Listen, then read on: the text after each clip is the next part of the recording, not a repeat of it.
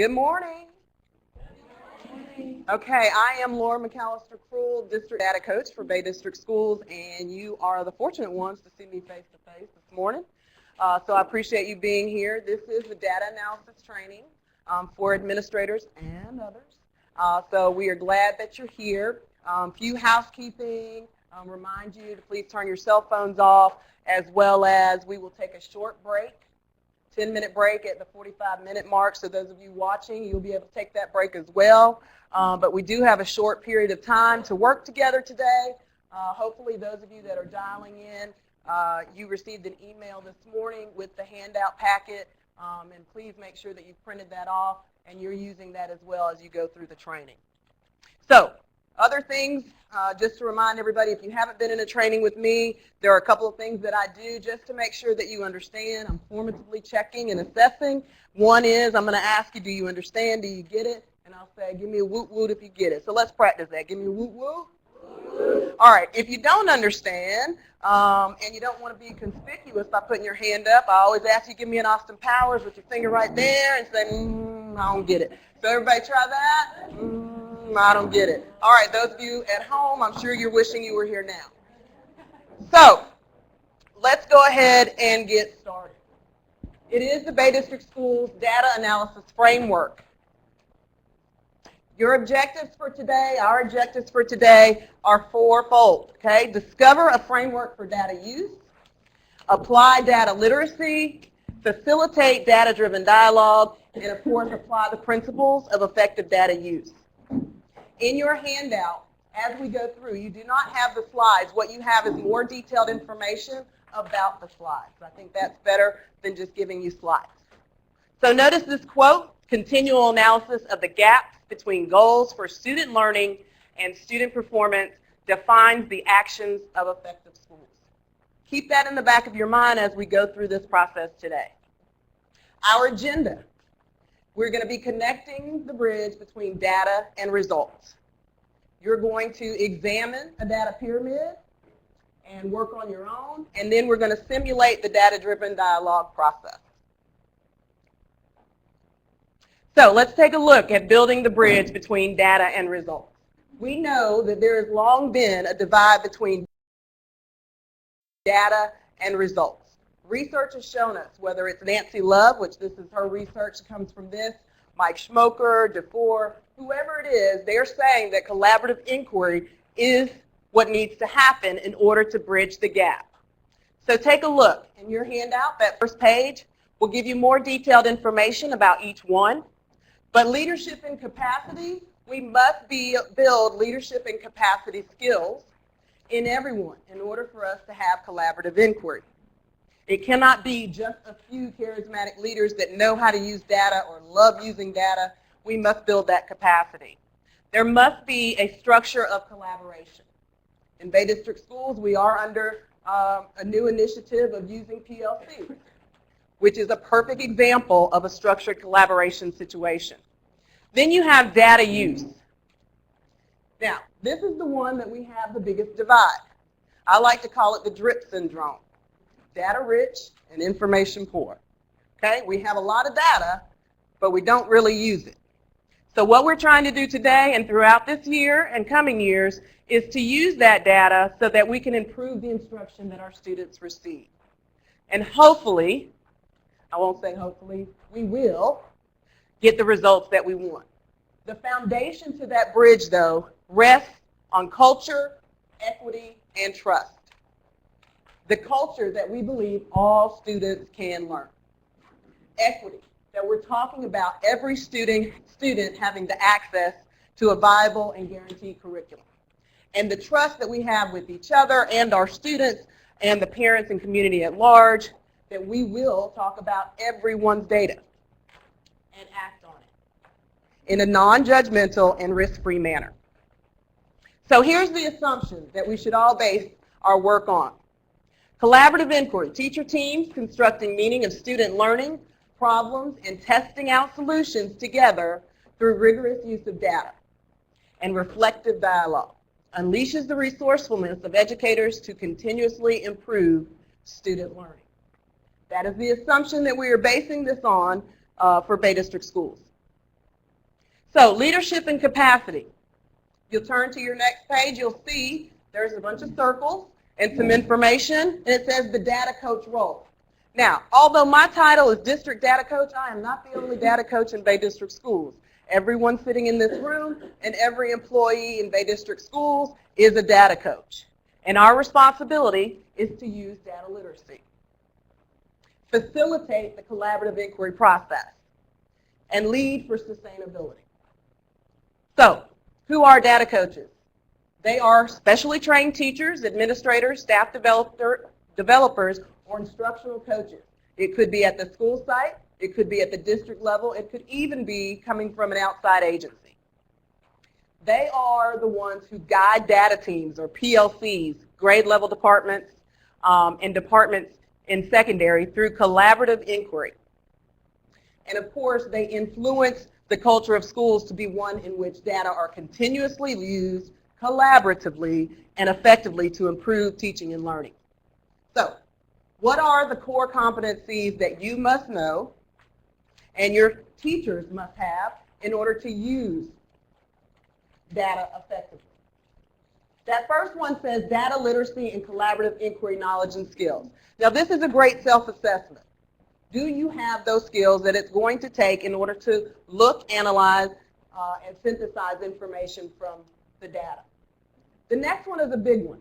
Content knowledge, generic pedagogical knowledge, and pedagogical content knowledge. Now, I'm sure most of us are familiar with content knowledge and generic pedagogical knowledge. Content knowledge meaning I understand the concepts and the discipline in which I teach. Very good at that. Generic pedagogical knowledge, I know how to run my classroom management. I can give my students access to learning. But the ones that we normally struggle with in education is pedagogical content knowledge. Do I know my content knowledge enough and the student's way of thinking to provide access for them to learn the content knowledge? That is really the focus.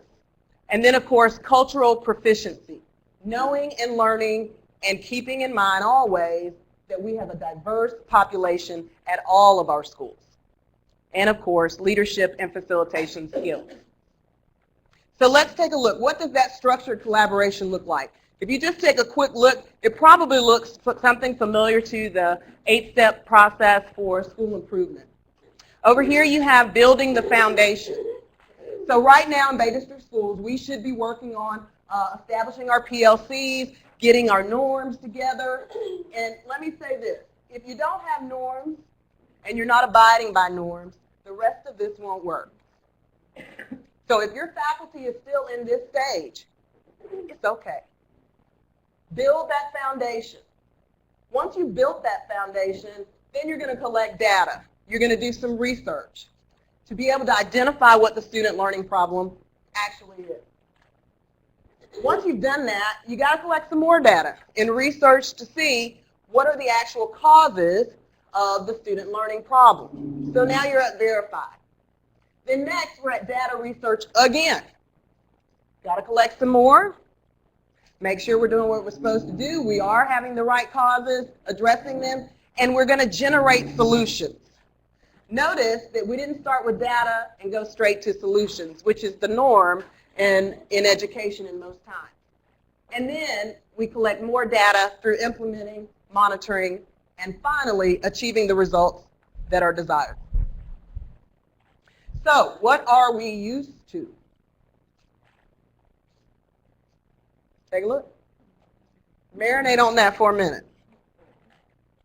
With the passing of NCLB, Senate Bill 736, I've said it out loud, what we are used to is summative results. And summative results driving everything we do. And every other kind of result is down here at the bottom. What message have we sent through society, the education profession, about how important it is in classroom practices? If you look at this, we haven't sent that much of a message that this is what's important. So it's no wonder that teachers and administrators, directors get frustrated, because what we have is data rich, information poor. Woo woo. So, where do we need to get to? A data pyramid. We have to find a balanced assessment system. In your packet, you will see a blank template, but don't use that yet.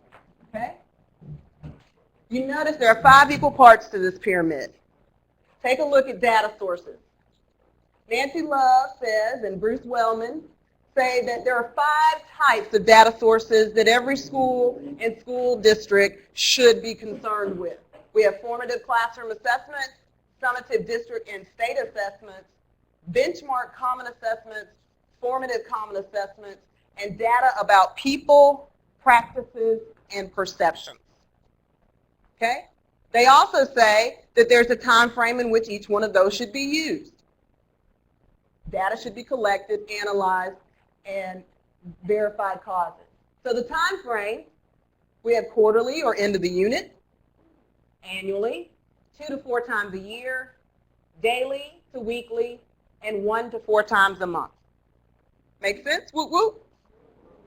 So, where does it go on the pyramid? Where does it go on the pyramid? In front of you, you should have a Ziploc bag that has a pyramid. It also has the 5 types of data sources and the time frame. Those of you that are watching, dialing into Adobe Connect, you can do this on a scratch sheet of paper. Those of you sitting in the room with me, if you will take out your materials, there should be a baggie for each 4 to 5 individuals at each table. Your job is to figure out what our balanced assessment pyramid should look like. I'm going to give you about 2 to 3 minutes to do that. You may begin.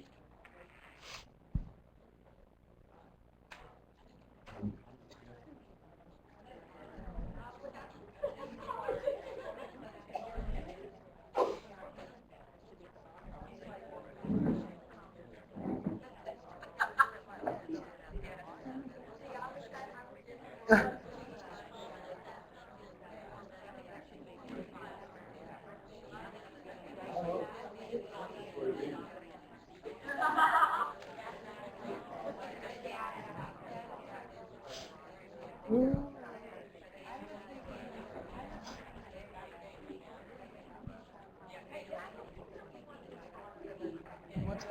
can turn it over. There you go.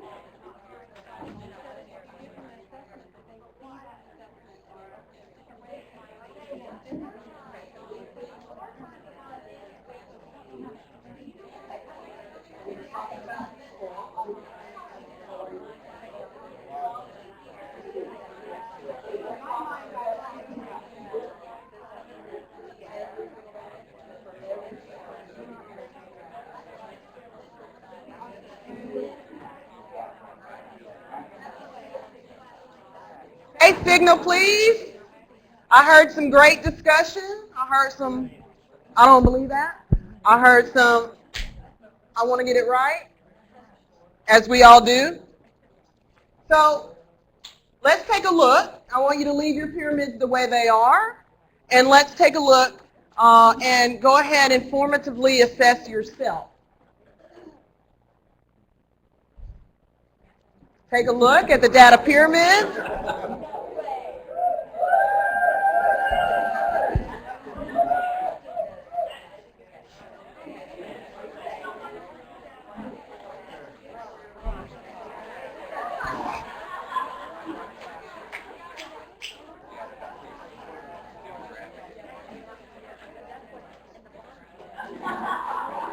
Feel free to change your pyramid if you need to.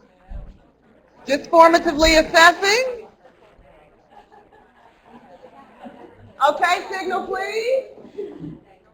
All right, so raise your hand if you got 3 out of the 5 right. Okay, all right. The Mensa group like it, okay. Raise your hand if you got all 5 right. Woo, woo, there's the Mensa group. Okay, let's take a look. Let's take a look annually. Summative district and state assessments. When we're looking at this, you notice it's at the top of the pyramid. The one thing to keep in mind when you're talking about the data pyramid is that the information, the data that we are collecting, the widest part of the pyramid should include what's happening in the classroom. The widest part of your pyramid should include what's happening in the classroom.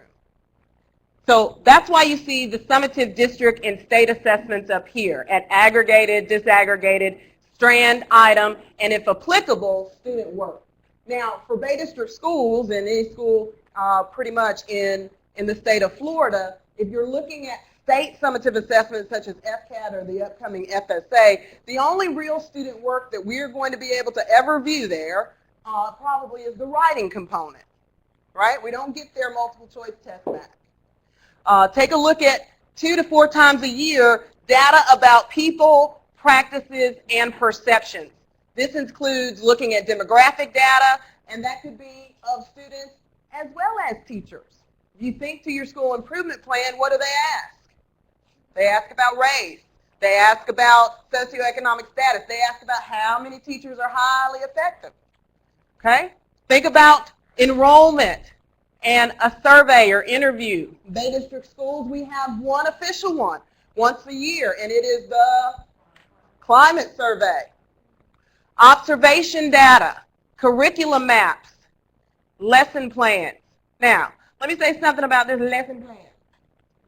Obviously, we need to be looking at that more than 2 to 4 times a year.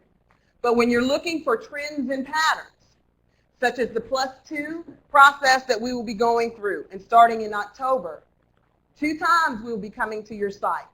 And what will want to be one of the things we'll be looking at? Lesson plans to find out about people, practices, and perceptions of what they learned this summer. Now take a look at benchmark common assessments. Denise Kelly, can I get a woot woot? Okay. In the unit, common grade level tests reported at item level, quarterly or end of the unit. PLC. Okay? Common summative assessments right there. Could be Discovery Ed. It could be the Bay District Schools writing assessments. Formative common assessments. This happens 1 to 4 times a month. Notice it could be just the math problem of the week. That everybody on the grade level says, yep, we're going to do this for our bell ringer. Yep, we're going to do this for our do now. We're going to do this while we're taking roll and the kids are doing board work. It could be writing samples, multiple choice, science journals, or other student work. And then the one that the teachers always talk about when they say to us, I know my kids. Y'all heard that before? I say it all the time. I say I know my adults. Student self-assessment, descriptive feedback, selected response, written response, personal communication, performance assessment. That could be little Johnny's mom came in and told you he had a bad night. She wrote it on a note in his planner. We are constantly formatively assessing our students. So the information that we need is down here at the widest base. Does that mean that this is not important? No, it does not. It just means when you tell your teachers that you want to see data-driven lesson plans, you better know what data-driven lesson plans are. Because that's what they are right there. That's what they do on a daily basis. Okay? So now, you got a turn. In your packet, those of you watching at home, or in your offices, because you should be at work, you have a data-driven pyramid, You can use the one that's there. You can use that as a reproducible, or you can use sticky notes so you can save it. I did email this to all the administrators, and those of you that have come that are not administrators, I'll email it later. But I want you to think about your data pyramid at your school. Could you tell me what that data pyramid looked like? So here's what I want you to do. What does your data pyramid look like? Choose either the school level, the grade level, or the department. Okay? And I want you to write down on your pyramid all the assessments and be specific. Okay? So if you choose school level, I want to know what are all the assessments that you use at the school level for each one of the layers of the data pyramid. Or you could break it down by grade level and department. Then I want you to reflect on your school or district's allocation of time for teachers to analyze each of those sources. Woo-woo, I said it out loud. And then what would you like to spend more time on and less time on this year? Okay? When we get finished at the end of this presentation, whatever slide you want to take a picture of, I'll roll it back. Okay?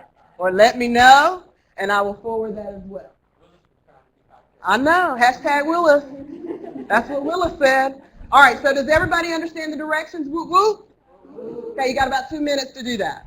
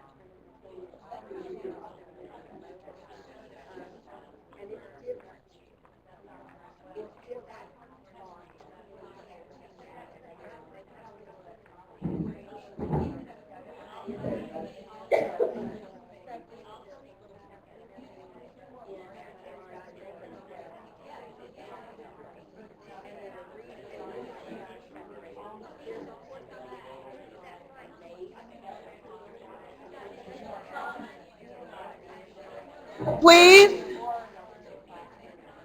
I know you're getting deep into it, and I hope it's making you want to beg for more. Unfortunately, again, we only had 2 hours together. So what did you learn from this exercise, even if you didn't finish your data pyramid? Anyone, what did you learn just from this exercise? I'm going to pick on the ESC resource teachers because I think I gave them an aha moment back there. Is that possible, Ms. Payne? You did. Okay. Now we have to be responsible to know all our different schools' data plans so that we can make it work in the schools. Absolutely. So ESC resource teachers, at first you might think, well, I don't really, our data pyramid is a little different, or I don't really need to know the data pyramid.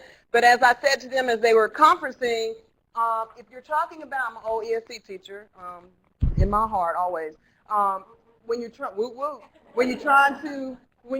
to write present levels of performance and get information about students so that things can run the way they're supposed to do in the classroom, it would be nice to know, especially as an ESC resource teacher, what is the data pyramid at every school? Because if the present levels of performance are not good enough for us to really develop SMART goals for students and objectives, they can say, hey, how about pulling this data? I know that you have it at your school, so let's see what that data says about this student. Any other ahas, concerns, challenges of this activity? Don't be shy. They want to see you at home.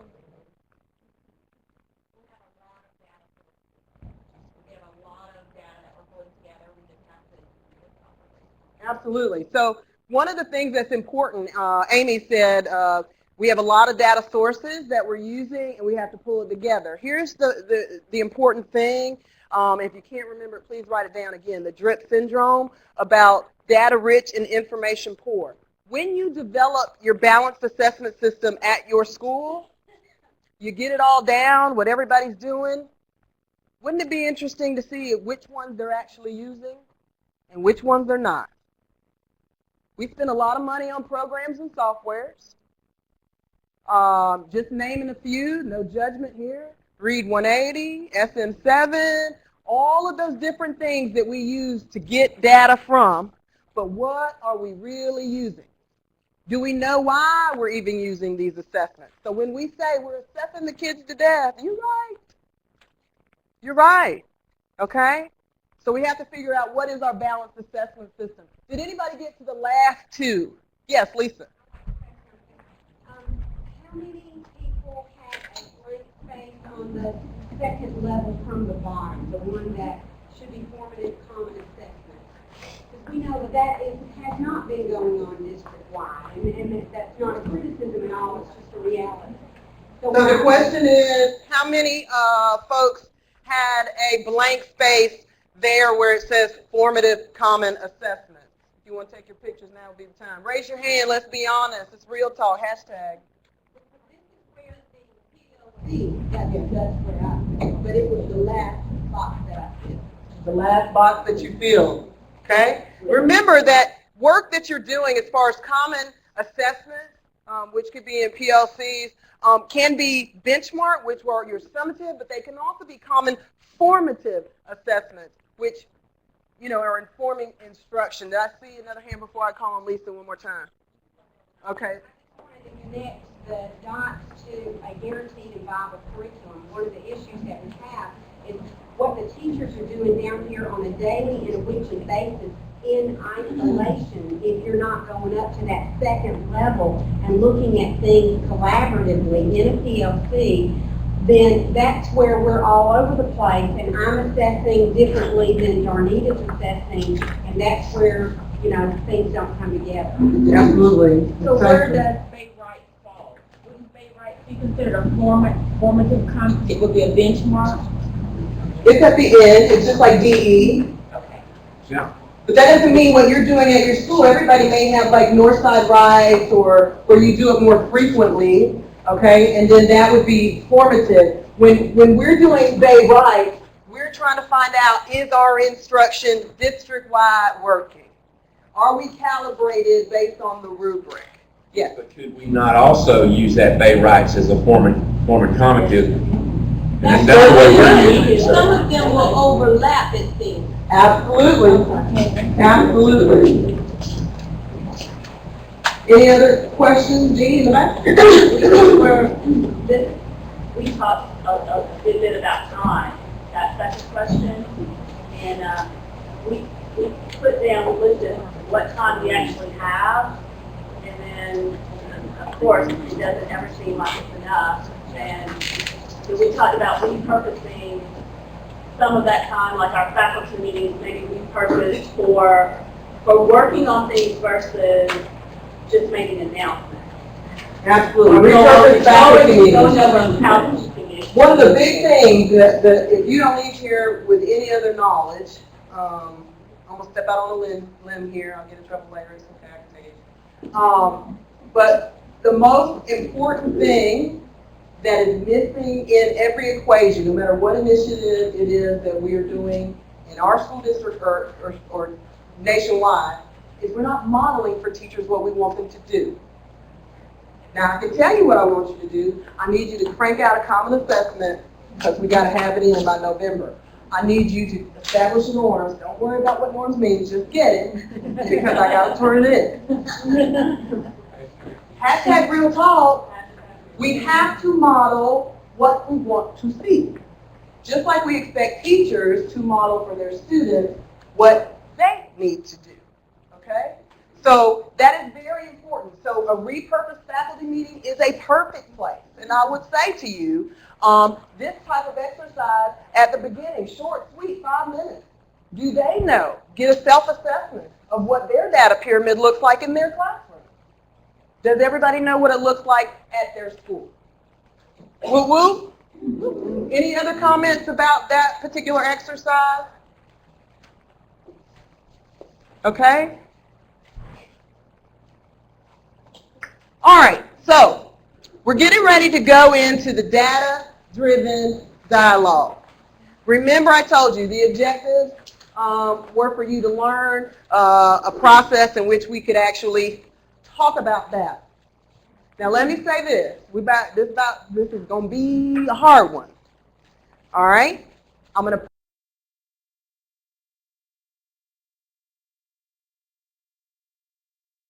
let's be mindful of that.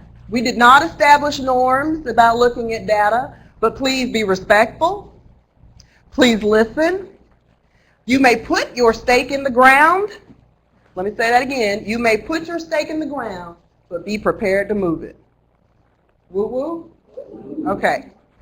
Now, so this is not a silver bullet. I don't have a magic pill. These are great literacy strategies that can be used in every content area, but now we're going to use it in this context. So the first phase is predict.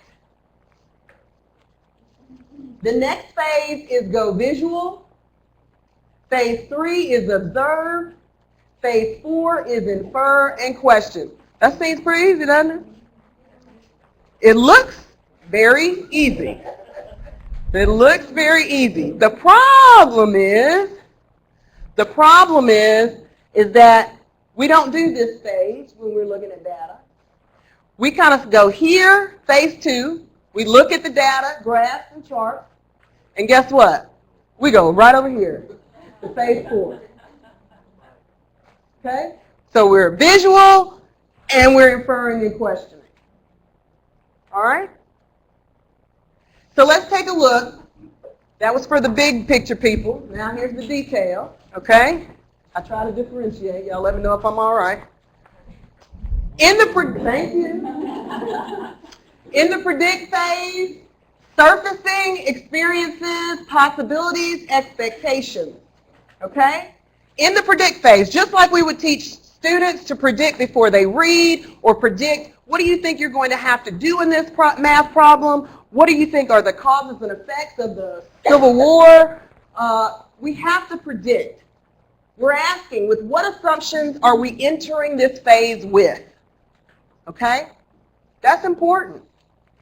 If I've been teaching at a school for, let's say, 30 years, and for 30 years that school has been an A, and now we're a D, I'm coming in to looking at data in a whole different way than maybe you are, okay, that just got there, brand new teacher.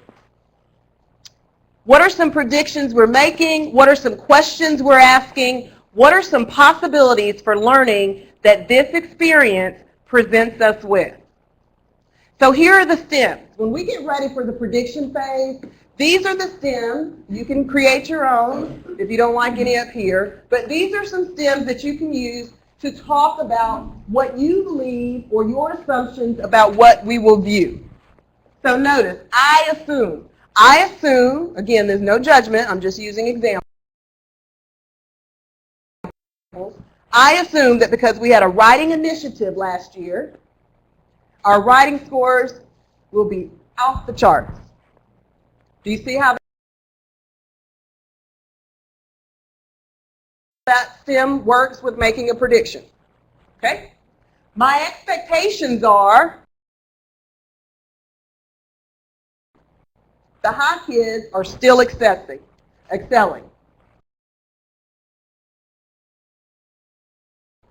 Because we have the tag classes.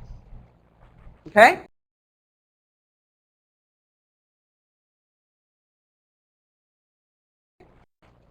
I predict that fractions is probably going to be a bear for us in math. Okay?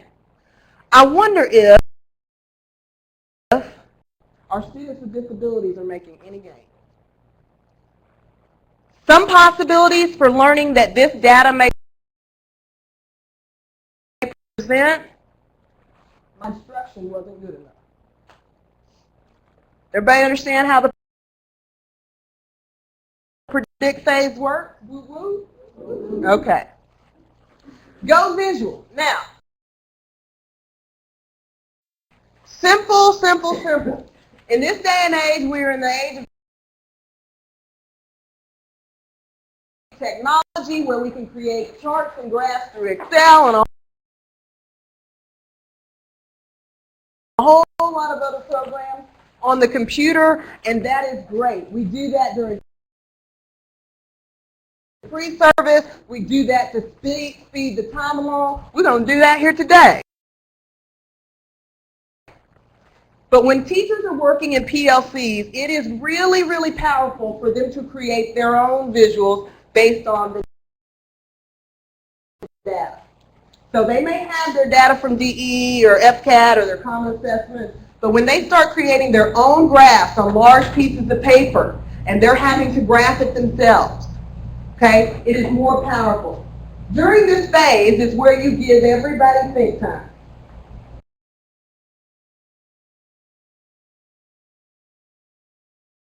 Everybody looks at the data. Nobody says anything. You're processing. If you think of it in computer terms, it's like that loading. Okay? All right? So that's the go visual phase. That seems pretty easy. The next phase is the observe phase, phase 3. This is when you're actually analyzing the data. Okay? You're not looking at it, you're analyzing it. You're asking questions, answering the question, what important point seems to pop out? What are some patterns or trends that are emerging? What seems to be surprising or unexpected? And what are some things we have not explored? Okay? The stems are I observe, 25%. In grade 3 are proficient. Some patterns, trends that I noticed. Since 2011 up to 2014, we are below the district and state average. I can count 3 out of 4 of the classes are not excelling in fractions. I'm surprised to see the students with disabilities are increasing their proficiency level. I don't see any change in proficiency. Everybody understand? Observe. Woo woo? Now here's the caveat. In this phase, and this is the hard part, notice it says just the facts. If you catch yourself at any point in time saying, I observed 25% are proficient because we had a new teacher last year, stop yourself. If you hear someone else at your table say, because, Turn to them and say, stop it. Everybody try that. Turn to them and say, stop it. So here are some key words. In this phase, do not say, because this happened. It seems, therefore, however. Okay? Just the facts, ma'am. Just the facts. Everybody understand what we'll? Okay. And then the final phase is phase 4, infer and question. This is where you generate possible explanations. What inferences and explanations can we draw? This is where you get to talk about all that stuff you wanted to talk about and observe.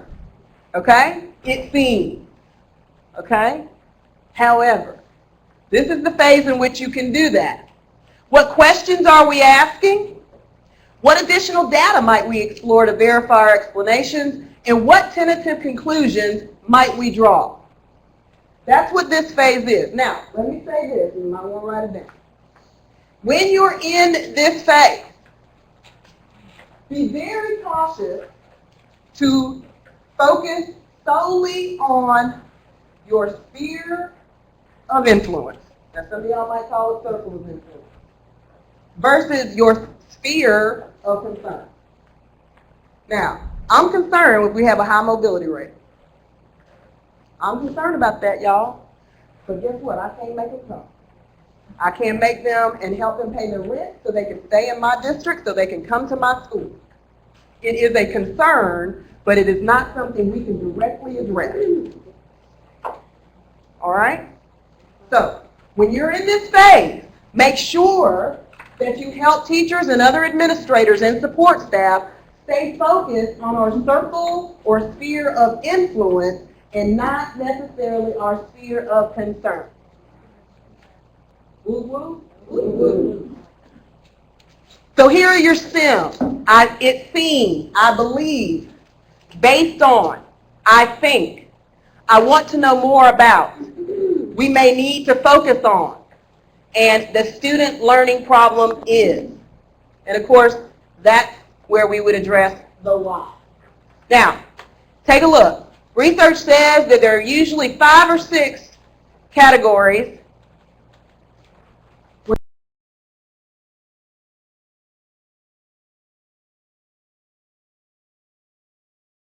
you can find the root causes. Curriculum.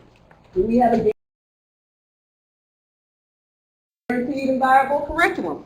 If we don't, that might be the reason the students aren't doing well. Is our instruction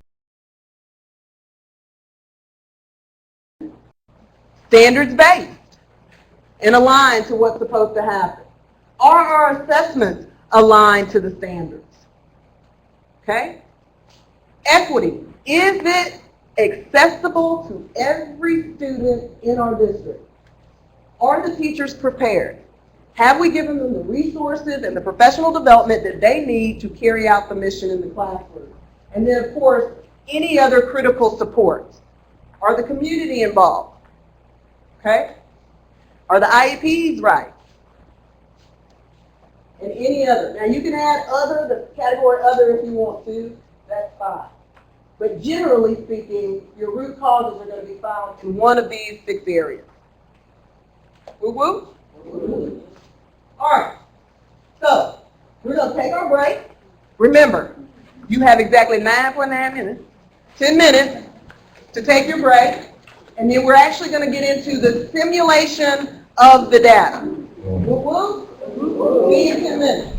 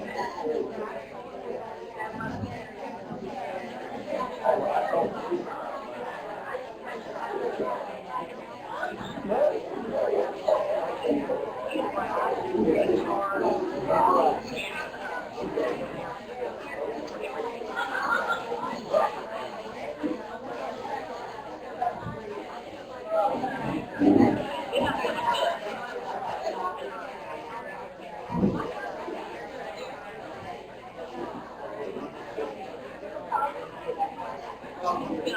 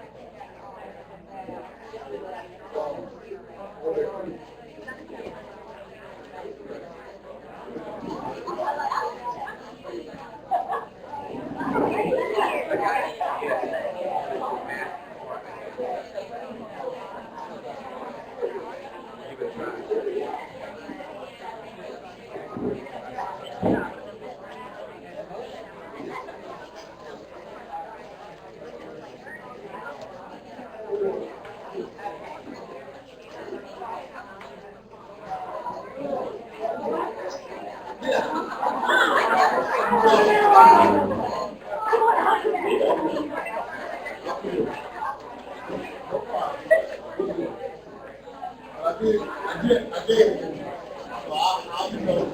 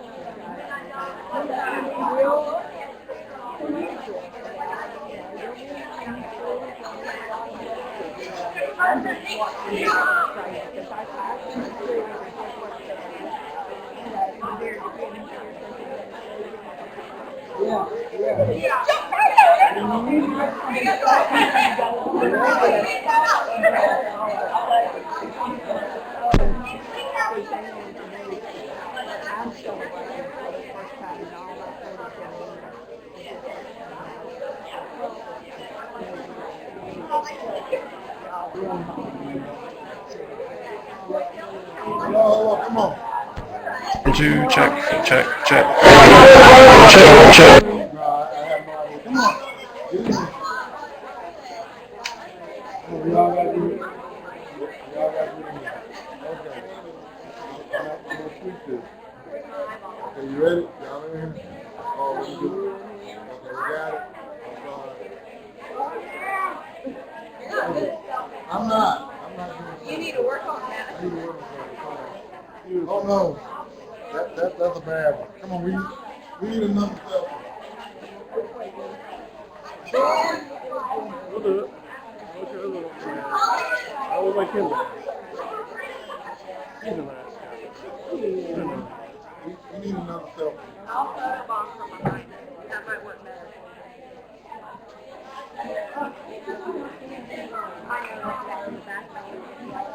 Oh, that's good. Yeah, already. Smile. I'm not between you.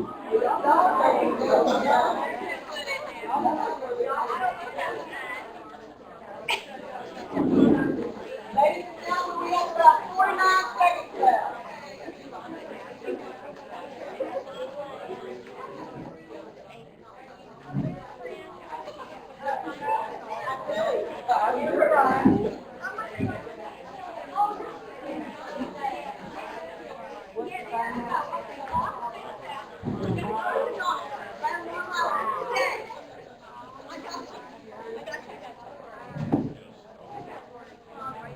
All right, you have 15 seconds. 15 seconds. Those folks that left thought I was playing, but I wasn't playing. 5. We good, Rob? 2. Welcome back. It is what it is. I'm so glad y'all are here today. I'm so excited. Aren't y'all excited? Okay. So hopefully you had your break and you actually got up and moved around, because now we're about to get after it. You're going to analyze some, that's the coach coming out of me, I'm sorry. We're about to analyze some data. We're going to start with aggregate data. Now remember what I said to you before you took your break, which was it's our job to model, right? So that's what I'm going to do for you, because that's what a good coach does. I'm going to model for you. Aaliyah is going to be my Vanna, and she is going to help me in modeling this dialogue. So we're going to look at aggregate data, but I want you to take a look, and it says that over here, notice that this is a piece you can pull out for any type of data that you use, okay? But it's a sandwich now because we're looking at aggregate data. So when you're working with your teachers, you want to explain the data source that the team is going to be analyzing, okay? They can't make predictions if they don't know what you're going to look at. Woo woo? All right, so then we've got the dialogue in the middle, and after all of that, if we don't need to collect any more data, then we can generate some solutions. All right? So let's take a look. We are on phase 1. Please turn to phase 1 in your packet so you can go along right with me. Surfacing experiences, possibilities, expectations. With what assumptions are we entering? Okay? Don't forget those questions, and don't forget the stems that are on your packet. So we're going to look at a school. Now don't get upset. It ain't nobody's school here. Okay? It's all right. 2014 FCAT 2.0 math comparison data. So on there you're going to see state, district, school, and it's for the percent achievement level 3 and above for 3rd grade. Everybody got that in your mind? All right, we're also going to look at some data of the same math for the 3rd grade, but it's going to be reporting categories. Everybody got that in your mind? Marinate on that for a minute. Okay? So, I have to make predictions about what I'm going to see. I'm using my lens from where I come from. Okay? Of what I think is going to show me in the data. So, I predict, and Ali is going to write my predictions. I predict, based on where I come from now, think about that. I'm thinking about my school.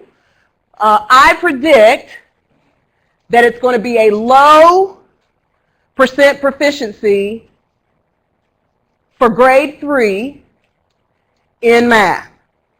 A low percent proficiency in grade 3 in math. Because at my school, we have focused mainly on reading.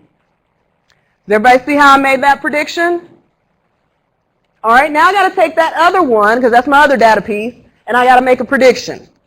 I predict, and those of you that know my troubles with fractions, so you know it's coming, I predict that the 3rd grade's weakest area is going to be, okay? I'm bringing my lens. Okay, I'm bringing my lens. So now I'm going to take a look and actually see. We're going visual. So we're on phase 2. So find phase 2. It should just be that picture that says, go visual. Okay? During that, remember, go visual is my think time. All right? So I'll look at the data, and I'm going to separate that think time from my observations.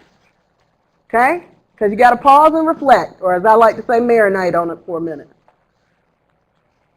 Do not use because it seems, therefore, however.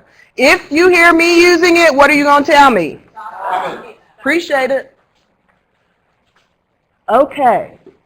Grade 3 proficiency. I am now in phase 2. I've gone visual, and I'm going to take my think time.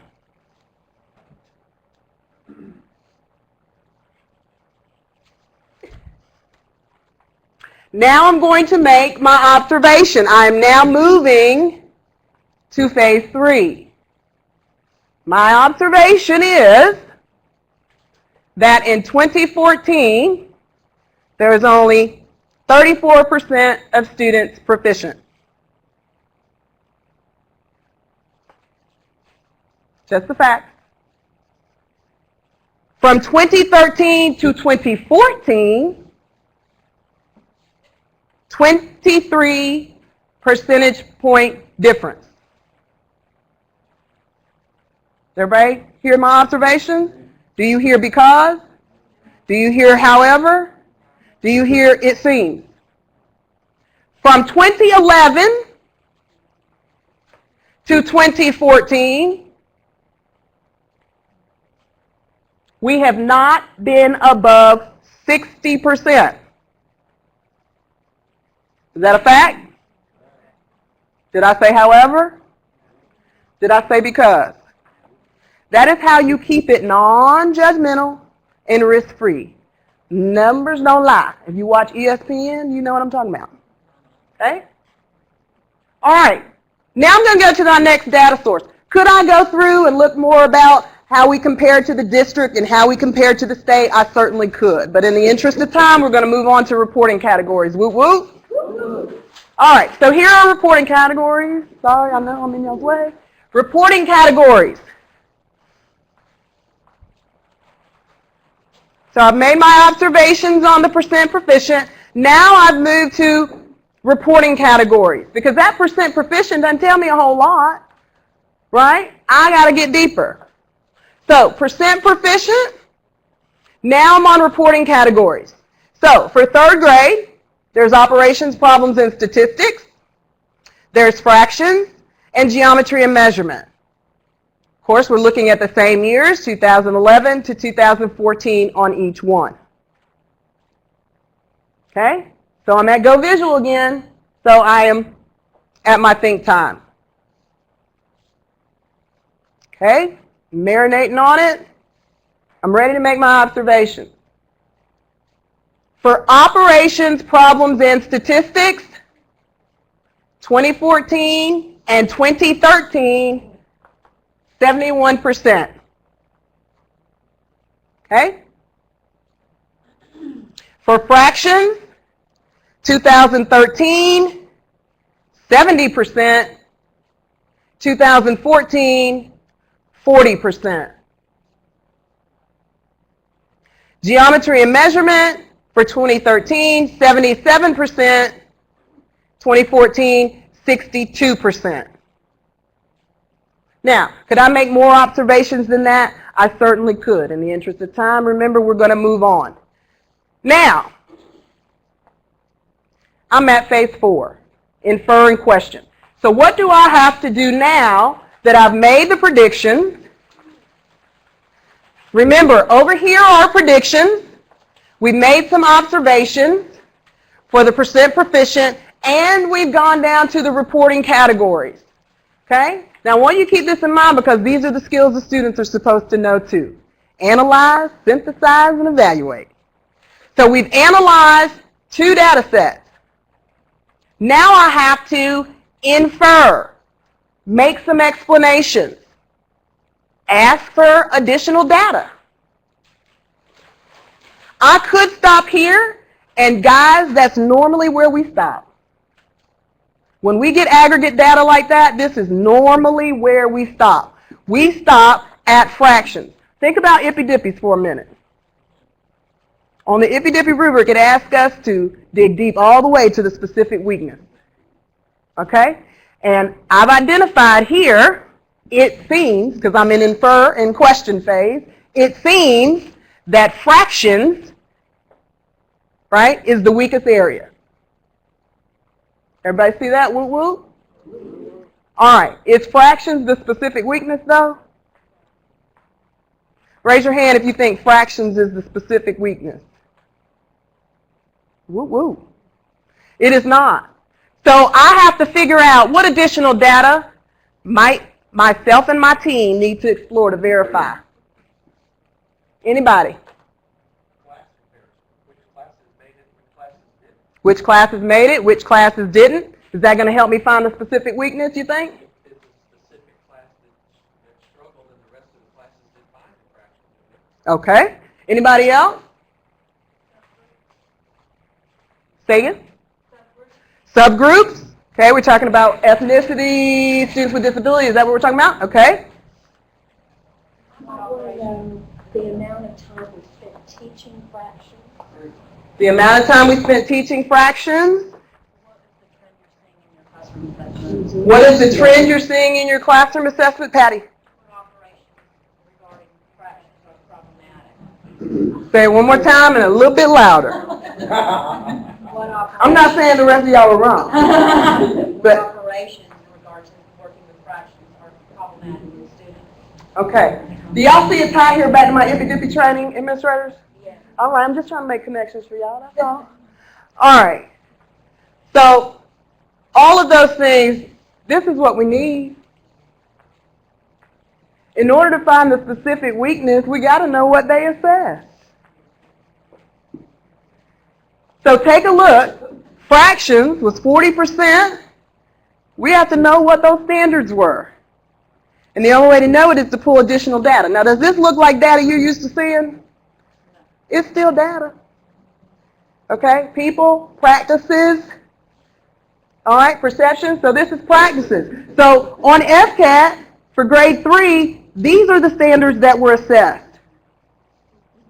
These are the points possible and the total points for the category. Now, do we know exactly how many questions this was? No, we do not. So what additional data do we still need? Say it again, Rhonda. Test item specs, okay? That would help us. But what's the one thing we could do to gather more data? Student work. Student work. Lesson plans. Could we give them examples of Bell work each week on these standards to see which ones it actually is? Teacher reflections. But remember, when we're talking about the data pyramid, it's getting down to the base, the widest part. It is the student work. It's the student work. Then we can find if there are any gaps in our instruction. All right. Y'all feel good about the data-driven dialogue? Woo-woo? Did I model it for you? Okay, because now y'all about to get into it. All right, y'all going to get into some student work. Remember, non-judgmental, risk-free, put your stake in the ground, but be prepared to move it. All right? So this is task deconstruction. This is what teachers are desperately asking for. When you say to them, give me some data-driven lesson planning, they want to know, what do you mean? What do you mean when you say that? You want them to analyze the task that they are giving the students. Only when we can see the students' thinking can we find the gaps in learning and instruction. Let's say that again. Only when we can see the students' thinking is when we can find the gaps in learning and instruction. So, there's the sandwich again. But this time it's on task deconstruction. All right? Notice at the end of the dialogue, what does it say? Generate solutions. This is where it's going to be either reteach, enrich. Woo-woo? Isn't this where it all happens? This is where the magic happens, right? So when you say you want data-driven lesson plans, are they regrouping? Are they doing flexible grouping? If they're not analyzing student work and student thinking, then it's not happening. So we have to model for them what that looks like. Now, I've modeled for you, and now we're going to do some guided practice. Woo-woo? Ali, I don't know where you went, but come on back. All right. On your, you're not done yet. On your paper, you will notice it says student work inquiry. These are some questions. And if you got the money, I know you can find it, scrounge it, whatever you got to do. Make sure your teachers have copies of this. A great big poster wherever they meet would be great. It sends the message that that's what we expect them to do, is to be looking at student work. It sends a great message about protocols to use and norms to use. So these are the questions when they're analyzing student work and when you're analyzing student work with them. Because you can't just model it, you got to have guided practice. What evidence are we seeing of student mastery of knowledge and skills required by the task? What errors are students making? What knowledge and skills seem to be missing? And what additional insights into student thinking are we gaining? So I want you to make sure you keep those questions in your mind as we work. Take a look at this. You should have this in your packet. Most of you know, if you don't, and I think I've said it, math is not my forte. But that's why we're going to do math. Because in order for me to get better at it, I got to do it. All right? So right now, you know that my core competencies, one of them, content knowledge, is being stretched right now. Does everybody understand that? If you're not a math person, as we like to say, your core competency of content knowledge is being stretched right now as well. All right, so take a look. So there was a 5th grade level team, math team, and they were looking at their data from FCAT, and they noticed there was a weakness in a particular strand, recognizing patterns and non-routine problems. So they decided to give the do nows or the bell work, okay? And they noticed that this question was missed the most. So let me read it to you. A comet passed by Earth in the year 1835. It passes by Earth every 60 years. Based on this information, in which of the following years can the comet be expected to pass by Earth? I'm like my student, I don't want to do it now because that was too long to read. Woo woo. We got to teach them how to get through it. Answer A, 2035, the year 2035, 21% of students got that answer. Answer B, 2060, 16% of students got that answer. 2075, 44% of students got that answer. And then finally, answer D, 2080, 12% of students got that answer. So marinate on that for a minute. Because now you're going to deconstruct this task. So here's the procedure. This is what you would share with your faculty. Model for them. Guide them through it. Call me and let me model and guide all y'all through it. Step 1. Do the task and share solutions or strategies. Step 2. Brainstorm. What do students need to know and be able to do to be successful at this task? Now, let me make a connection for you with +2. We're gathering lesson plans to see. This is part of the guaranteed and viable curriculum. Okay? Have we taught them well enough how to be able to pick out what students need to know and be able to do? That's unpacking standards. Woo woo. Write each piece of knowledge and each skill on a large Post-it. 1 item per Post-it. Okay? Focus on the 3 to 6 key ideas or skills in the content area, for us today it's math, being assessed. Okay? It needs to be relevant to reteaching and enrichment. If you don't like their handwriting, that is not relevant. Okay? Don't put that on your chart. That's a whole another separate issue. Consider relevant standards and rubrics associated with the task as appropriate. Draw on your own experience doing the task. And then step 3, refine what you have generated to make sure they meet the above criteria. So does everybody have their task deconstruction procedure with them? Y'all have it in front of you. Those of you watching, if you've downloaded that packet, you should have that as well. All right? So, it's time for you to work. Yes, you will be doing math today. This was data, and you should have known that when you signed up. Okay.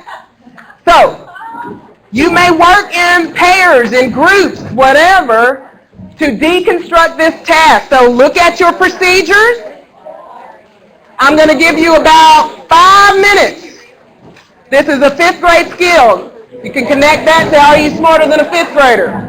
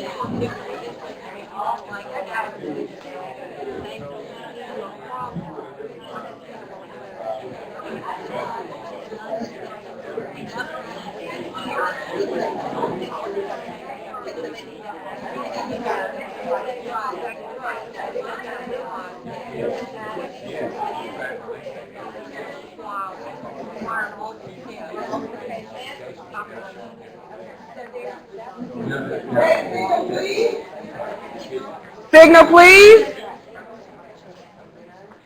Thank you very much. I love it when you actually put the signal up and stop talking. That's great. Kagan working, right? Okay. We try to cheat. Yeah, I got you. So, was that some hard work? I heard some great conversation. Great conversation. So let's talk about how you solved the problem first, because that was your first task. That was your first step in the task deconstruction. Ali is going to put up here how you actually solved the problem. Then we're going to talk about what were the skills the students needed to know and be able to do. Woo woo? Okay. So how did you solve it? Carol. Well, since it's a word problem, you have to find out what is the critical information for solving the problem. Omit and just narrow in on what the key numbers to work with. Okay, so we had to find some key details. Okay, so how did y'all do that? Tell me how you actually solved the problem. Don't skip, no judgment. Don't skip to the part about what did they need to know and be able to do. Tell me how you all solved the problem. Okay, go ahead. We started with addition. Okay, what did you add? 1835 and 60. 1835 and 60, all right? How did you do it? We repeated addition. Okay, all right, repeated addition, love that. I did it vertically, but. Okay, yeah, horizontally or vertically. Now that may sound like not a big deal, but that's a big deal. The students have issues with facial, that might be a big deal. Place value. Okay? All right, so that's how you all solved it. Anybody solve it differently than repeated addition? Gina Ferguson, that's what I'm talking about. The English teacher. Yes, ma'am. I took each one of the answers that were the options at the bottom, and I subtracted 1835, and then I looked to see if the number I had left was my 50.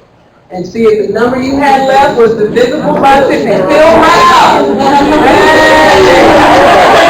Yeah, that's good stuff. Y'all gotta get her a woo-woo on that one. Yeah, that's good stuff. Liz. Hold on a second. It wasn't quite nearly as complicated as what Gina did. But we did look at a process of elimination of the 4 answers, and I just knew because 1835 ended with a 5, and you're going to add something with a 0, your answer's going to be something that isn't a 5. Okay, so what do you want to categorize that strategy as? Estimation. Counting by 5s. Okay. All right, that's simple. I told y'all pedagogical content knowledge. All right. Anybody solve it differently? Yes, ma'am. I used this year as a reference and determined it had been 14 years or 19 years since the time I had passed, which year was passed next year, and then I just wanted to add 6 years after that. Okay, say that one more time.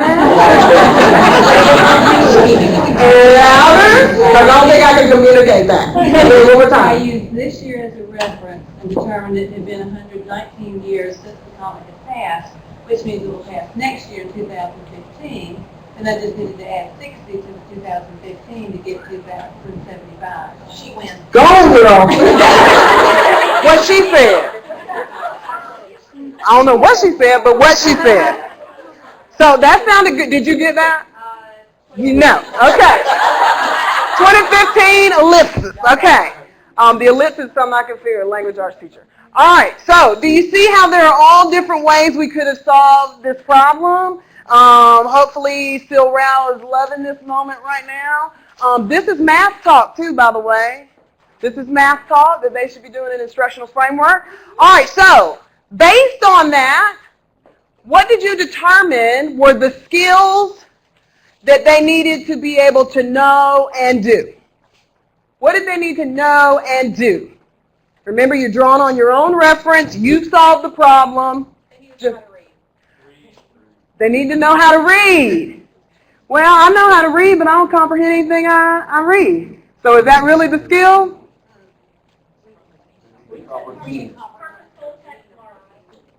Okay, they need to know purposeful text marking. That sounds fancy. Pick out the numbers.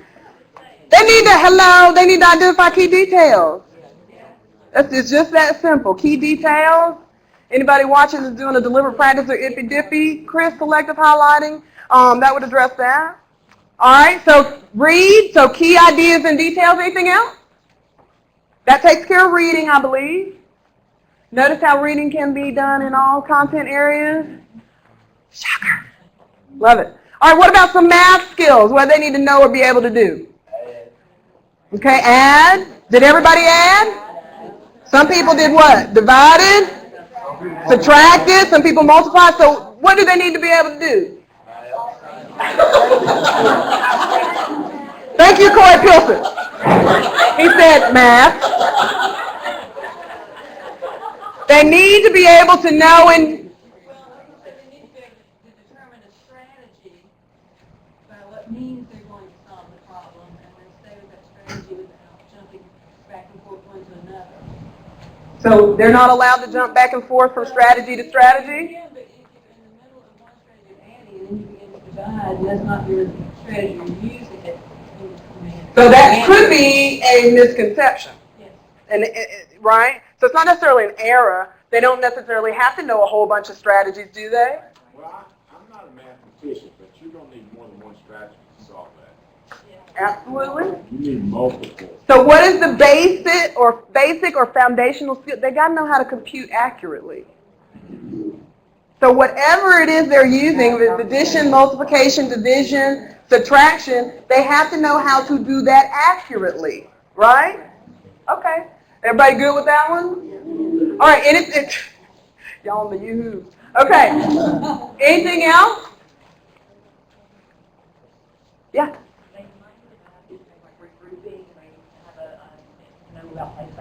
Okay, they might need to know about regrouping, place value, I think we said, yeah. Anything else?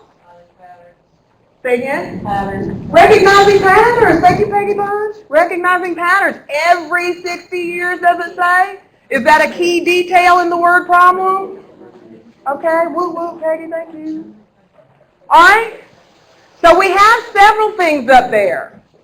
So let's take a look now at this particular student. I know it's hard to see, so I apologize for that. But this particular student was one of the 44% that got it right. All right? So marinate on that for a minute, because guess what? You're now seeing some different strategies. So what did he do here?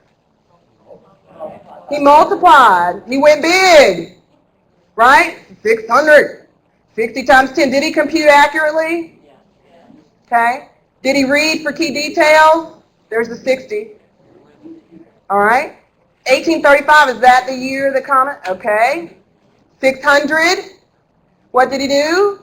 He added. Now, he didn't put a plus. We'll get on to him for that in a minute. But what did he, something happened. This goes to your point. What happened? Does he have an answer? He stopped that strategy. Whoa, he stopped in the middle. He didn't finish. He said, that's not right, that's too much. So then what did he do? He went small. Okay, he went small. He took this answer, okay, and went small, and then 360, and what did he get?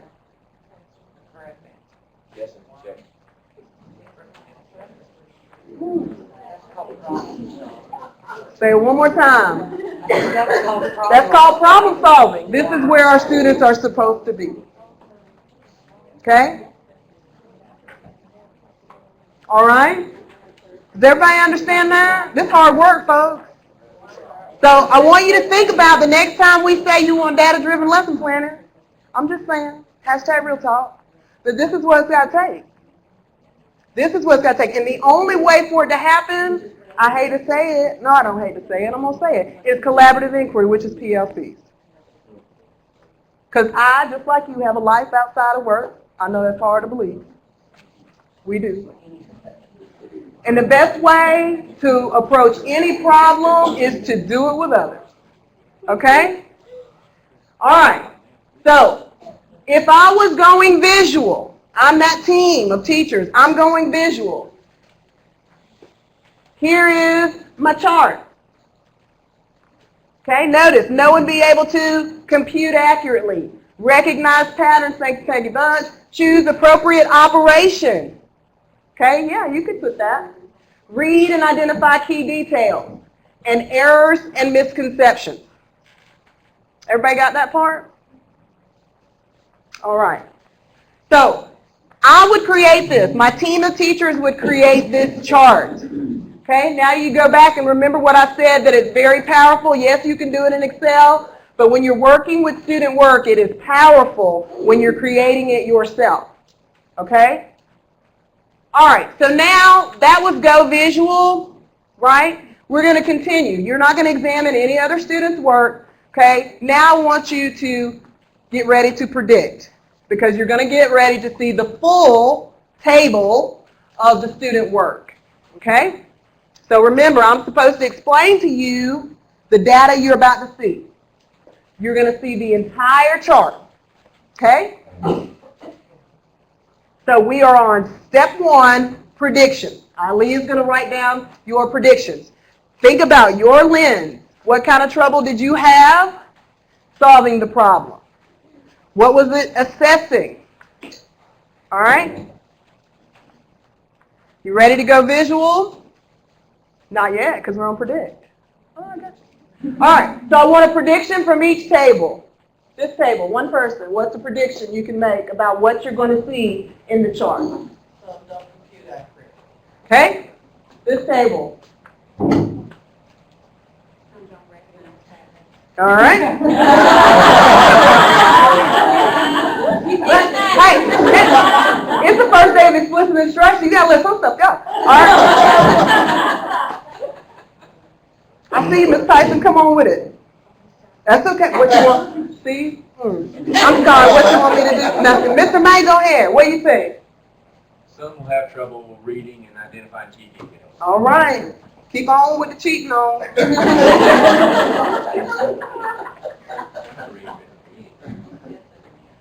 Some won't compute, they will just guess at an answer. I will pay you later. See Mr. H. Okay.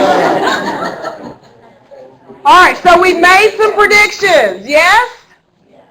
All right, that means we're ready to go visual. And when we go visual, that means you get some think time. In my world, we call that marinating on it, okay? We ready? All right. There you go.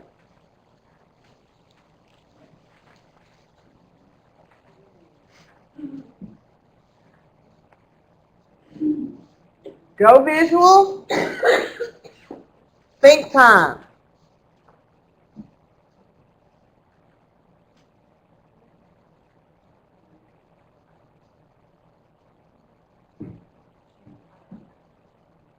Quit talking. We think time. This is private think time, guys. All right, I'm going to let you go, and y'all are getting ready to make observations. Now, in each group, in your packet, you should see a no because sign. Somebody is going to be responsible for the no because sign. Denise Kelly, I know that's going to be you in your group, right? Yeah. All right. So it's the person that doesn't mind somebody telling somebody else, stop it. If you don't feel good about that, don't use the sign. Okay. You use your sign. Yes, Jeff Foxworth. All right. You need a facilitator. Who's going to keep you on track? All right. We're in observation. We're in observation. What observation can you make? What observation can you make? You need a timekeeper. All right? Watching for the time. Making sure you don't get in the weeds. All right? A materials manager. You don't have to worry about that because it's right up there. So everybody understand, but everybody must make an observation. All right? As many as you can, and then we'll share out. This is your time for practice. All right? So I'm going to give you 3 minutes. 3 minutes to observe. Your time starts now.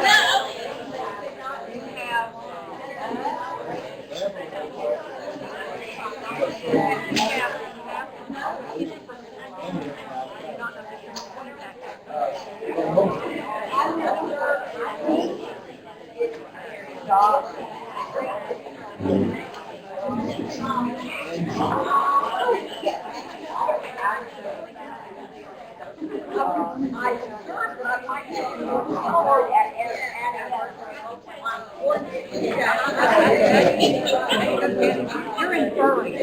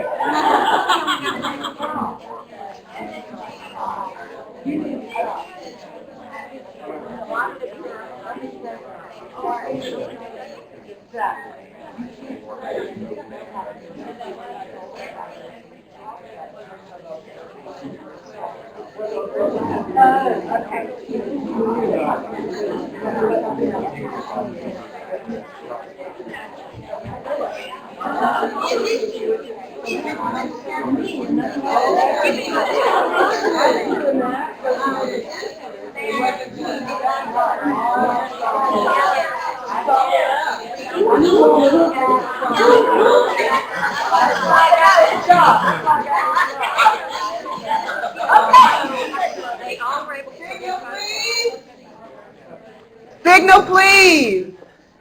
Y'all having fun yet? Okay, I'm having fun. I don't know about y'all. I know it's hard to believe that someone who has a deficiency in pedagogical content knowledge of math would be the district data coach, but I love this stuff. Okay? And guess what? When we work together, it makes it a lot easier for folks who struggle like me. All right, so what do we have for observations? I'm going to go to each group. I'm not going to start with you because you're the best. No, I'm joking. I'm going to start with this group this time. We'll start in the middle over here, and there's my girl. Hey, how you doing? All right, so tell us your observations. And Aaliyah, you don't have to write these down because they're all going to be different. So just hang out there for a minute. Okay, 4 of the students do not compute accurately. Hold on. Are those just the facts? Okay, now here's the important thing. When you're discussing it in your observation, when the person is reading it or giving the observation, our job is to reason and make sure that what they're saying is accurate. Okay? So I like to say, are those just the facts, yes or no? All right, so say it one more time. 4 students do not compute accurately. 4 students do not compute accurately, okay? Could we have said 4 out of the do not compute accurately? We certainly could. Okay? All right. Now let me get to the back of that line table right there. Mr. Rivers, I appreciate you volunteering. I observed that student G lacked the ability to recognize patterns, choose appropriate observations, read and identify key details, as well as they had no error in conception. Okay. Rhonda Hooks is over there about to die holding up her no because sign. All right, Ms. Hooks, what is it? Well, I'm just saying we cannot assume that because...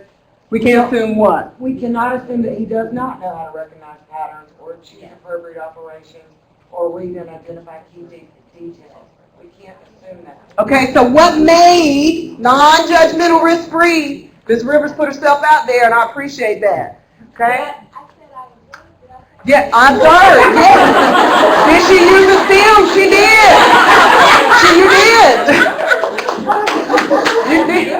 You did. Okay. What was the word? I'll see if you can pull out the key detail. And Ms. Hooks is over there about to die for share. What was the key detail that made it an assumption?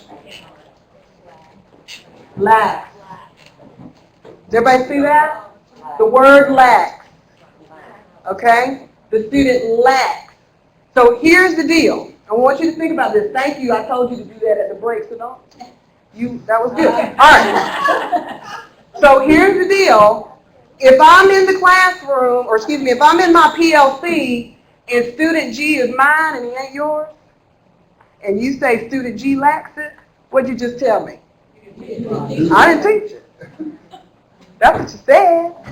That might not be what you thought you said, okay? That's what you heard. That's what I heard. So be careful and write this down. It's a game called I said, but they heard.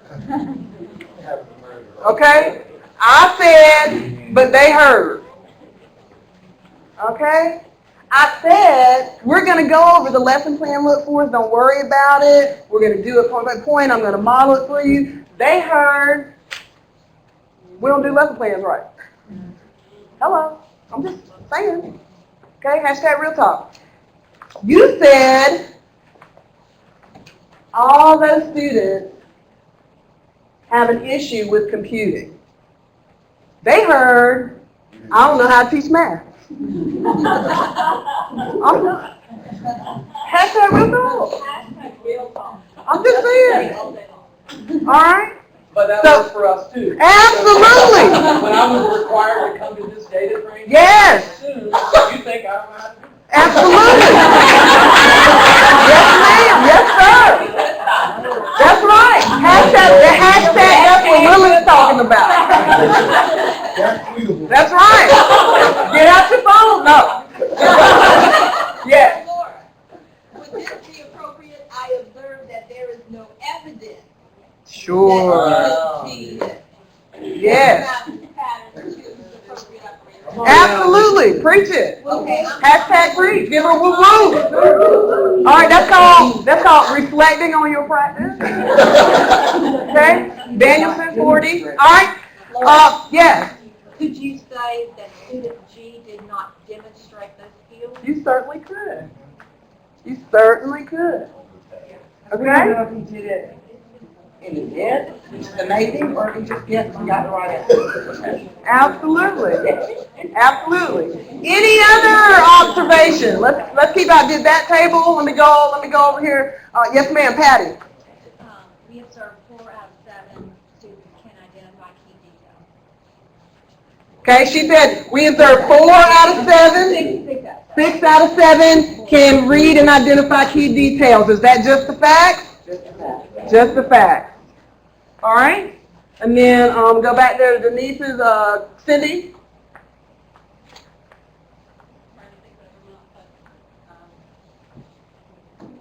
Majority of the students, well, we already said that. I'm trying to think what we already said.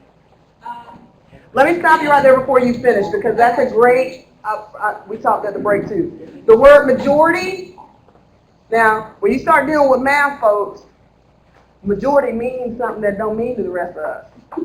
Well, I might rephrase this. Yeah, that right? Does everybody understand that? Because to me, it could just be 1 over, and that's the majority. I'm just the facts, okay? Thank you for rephrasing, yeah. Student D and G didn't demonstrate proficiency in 3 out of 4 categories. Student D and G did not demonstrate proficiency in 3 out of the 4 categories. Just the fact? Just the fact. It is what it is. Okay? Let's go back here. Did y'all have a different observation? That we didn't calculate the percentage. Okay. She said, we didn't calculate percentage. Another teachable moment. If you're working in a PLC, we better do it. She could do it in her head before I even write it down. Does that help the rest of us? It really doesn't. Okay? So she's student G, compute accurately. Now she's probably student A. Okay, let's go. What you got? 42% of the students computed accurately and recognizing patterns and choosing the appropriate operation. Just keep it rounded a little bit. 70%, just a little over 70%, demonstrated those skills. Okay, I'm going to stop you right there because it's another teachable moment. I appreciate the percentages, and if you want to do percentages, that's great. But unless you say specifically what the percentages are, you're making inferences.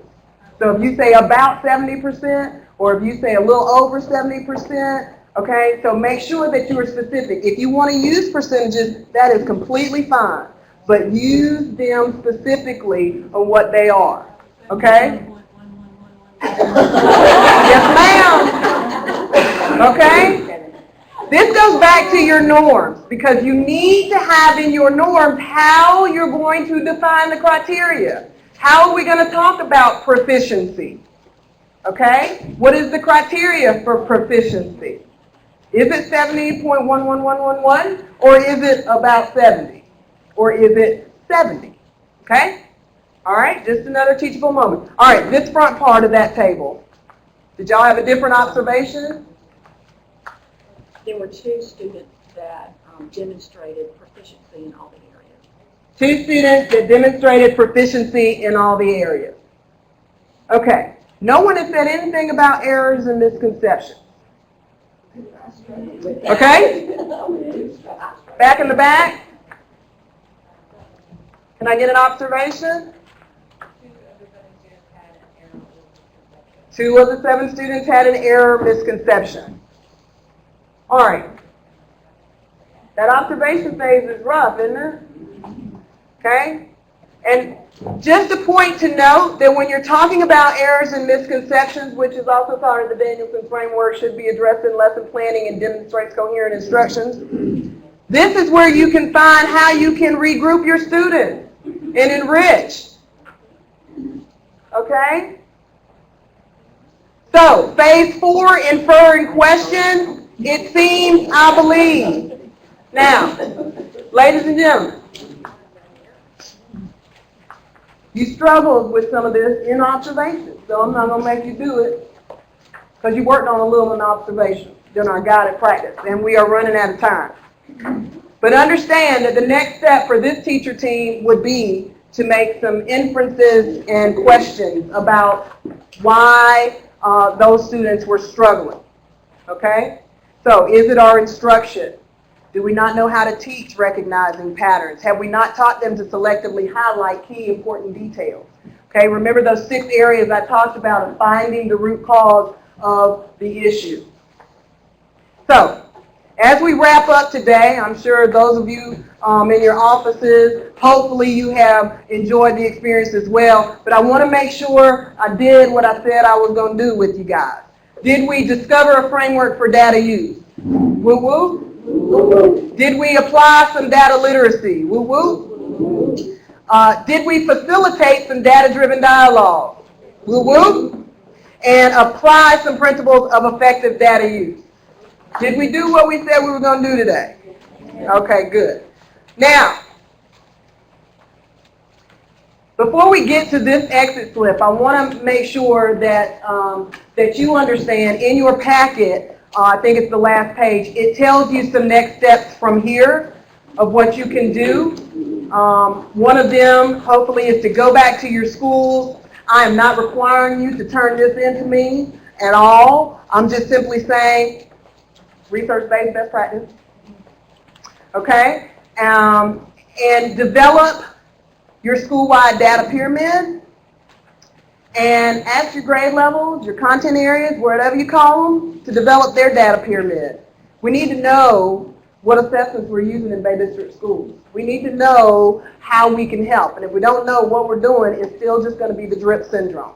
Okay? You can always schedule me to come, work with you and a team of teachers that you've selected to walk you through this process again. Schedule me to come to model this process. Once you've given common assessments or are ready to talk about some data, do some task deconstruction. The folks that are in the room, we're going to do this exit slip as well as the folks dialing in. But the folks in the room, I'm going to need you to stay afterwards because we're going to do a little human scatter plot, okay? And we can keep rolling so that everybody dialing in can watch if you want to do that. But if you don't, just know that after the exit slip, those of you that are dialed in, if you would like to hang up, you may do so. So here's your exit slip, please. What was your biggest aha today? Take out a sticky note. Write that down. What was your biggest challenge for what is your biggest challenge for building capacity at your site? Okay? only want you to do those two right now.